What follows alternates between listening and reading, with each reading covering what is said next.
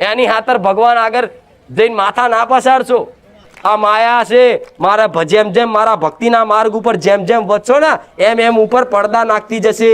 હમણાં કીધું ને કે આ પ્રકાશ, એક સતનો પ્રકાશ તમારા દરેક ઉપર પડે છે, પણ વચ્ચે પડદો હોય ને તો અમારો સતનો પ્રકાશ તમારા હૃદય પર છાપ નહીં પડે. એટલે આ કળિયુગ રૂપી માયા તમને આ બધી શંકાઓથી ઘેરશે, મારા સતથી વચ્ચે માયા ઘેરશે.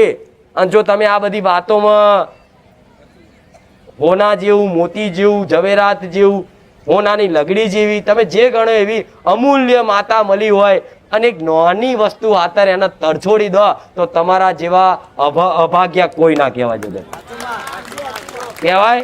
હું તમને નહીં કહેતી છોડી દો, મને ના છોડશો, મને પકડી રાખો, હું એક ઉપદેશ આલું છું.